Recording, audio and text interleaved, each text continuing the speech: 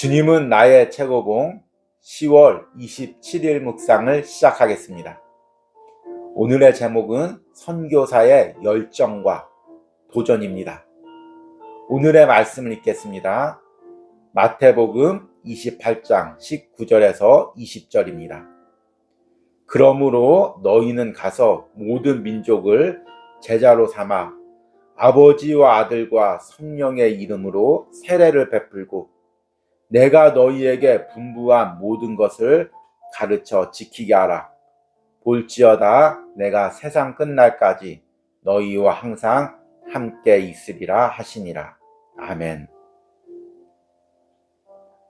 어제는 서대산 실로암 기도원에서 주님은 나의 최고봉 영상을 보내드렸습니다. 그리고 오늘은 다시 온유하우스에서 주님은 나의 최고봉 영상을 보내드립니다. 어제와 오늘 주님은 나의 최고봉 묵상은 선교라는 주제로 연결되어 있습니다. 어제 묵상에서 우리가 선교 사역을 한다는 것, 주의 일을 한다는 것, 그것은 사람의 필요를 채워주거나 아니면 그 일을 통해서 나의 이익을 채우거나 내가 높아지는 것이 아니라 오로지 주님의 명령에 순종하는 것이라고 말씀을 드렸습니다.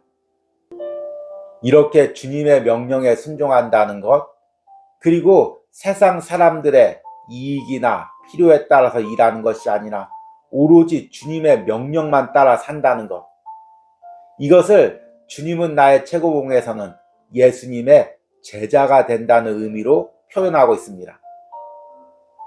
그러니까 우리가 선교 사역을 한다는 것, 주의 일을 한다는 것은 다른 말로 하면 예수님의 제자가 된다는 의미입니다. 그리고 나와 같은 예수님의 제자를 세운다는 의미입니다.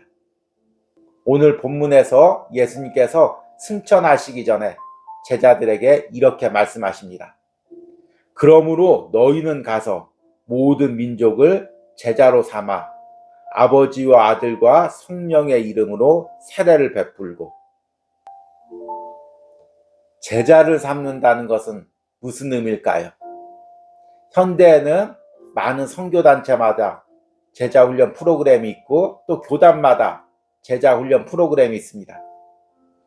그런데 자칫 우리가 이 프로그램에 매몰되어서 예수님의 진정한 제자가 된다는 의미를 잃어가고 있는 것이 아닌지 개인적으로는 염려스럽습니다. 오늘 묵상을 통해서 내가 예수님의 제자가 된다는 의미, 그리고 나와 같은 예수님의 제자를 세운다는 의미, 그것이 어떤 의미인지를 깨달으시고 진정으로 예수님의 제자가 되기를 간구하시는 은혜가 있길 바랍니다. 오늘의 묵상입니다. 예수 그리스도는 가서 영혼을 구하라고 말씀하지 않고 영혼 구원은 하나님의 초자연적 사역입니다. 가서 가르치라고 하셨습니다.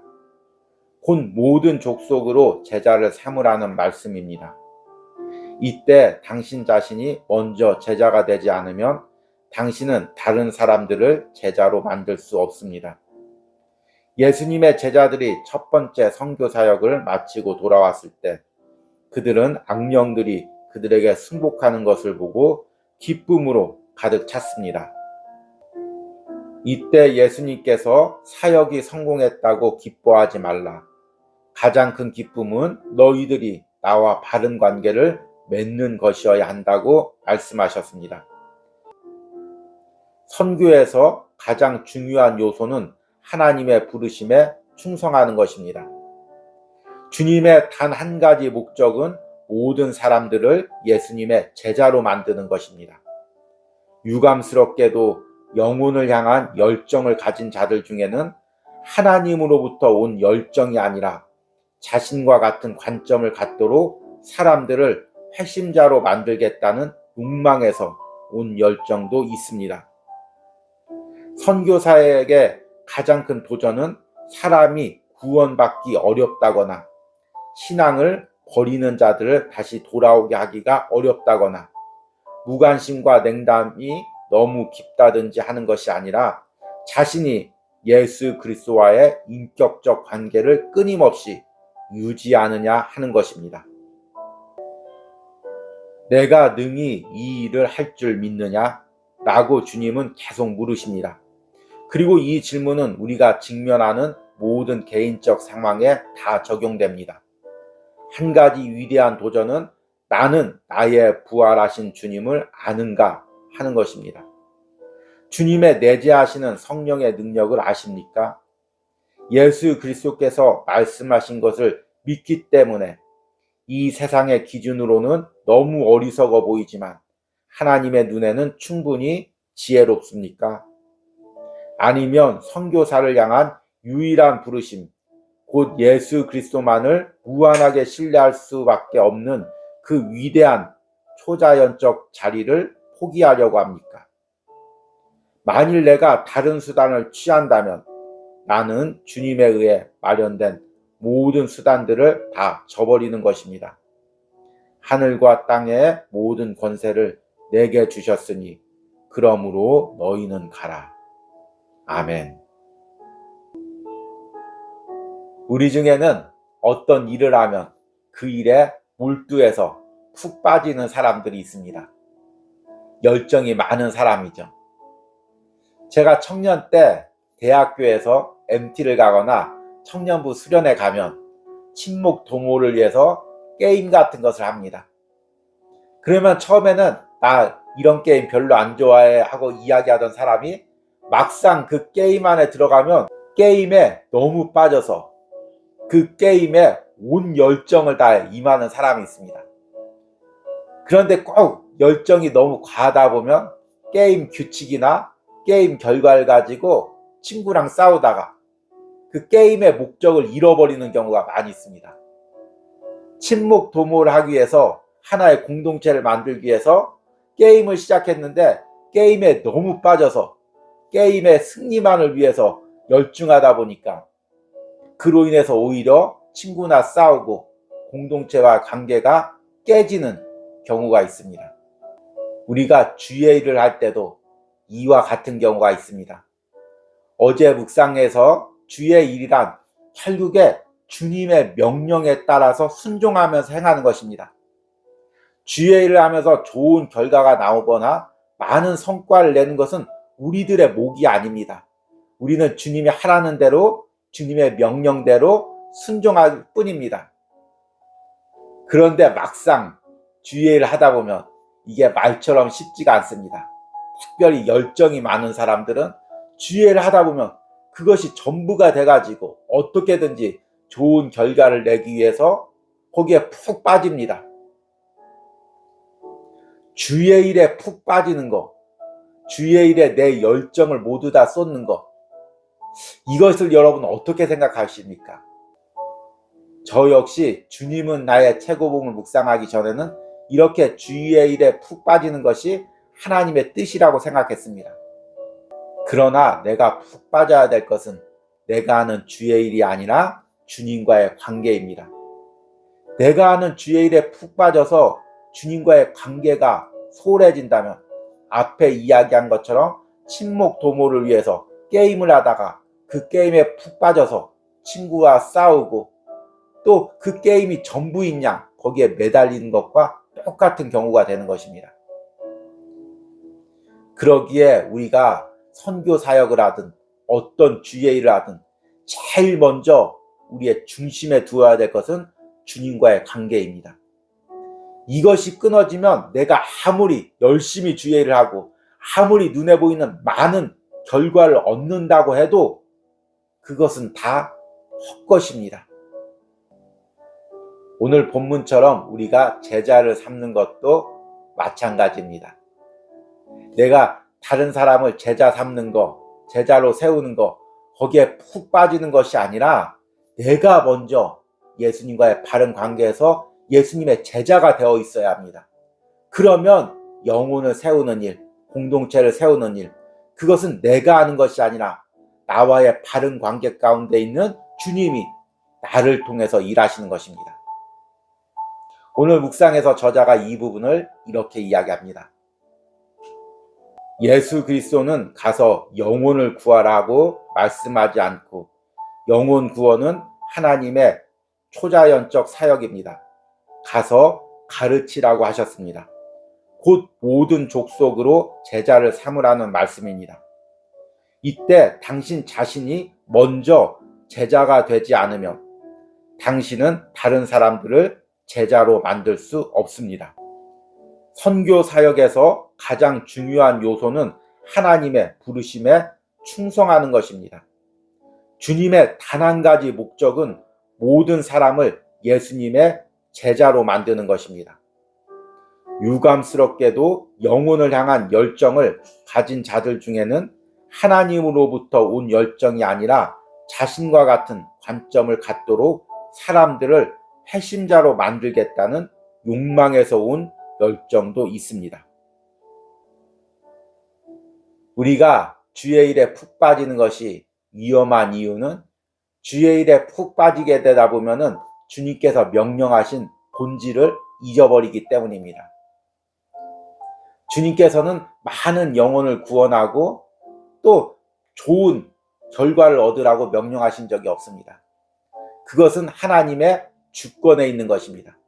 나는 그저 주님이 명령하신 그 일을 주님의 방법대로 행하면 됩니다.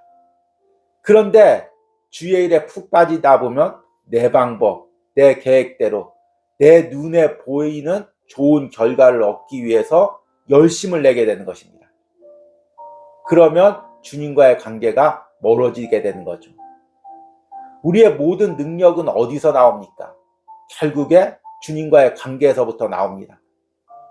주님과의 관계가 끊어지면 내가 아무리 열심히 일해도 또 그 열심으로 아무리 좋은 결과를 얻어도 그것이 주님이 기뻐하시는 일이 아니게 되는 것입니다. 그러기에 우리가 주의 일을 하면서 가장 몸부림을 쳐야 될 것은 이 일을 어떻게 열심히 하느냐, 그것이 아니라 이 일을 하면서 내가 주님과의 그 관계가 바르게 이어져 있느냐, 이것입니다. 이것이 선교 사역을 비롯해서 우리가 모든 주의 일을 하는 것에 초점이 되어야 됩니다. 저자가 이렇게 이야기합니다.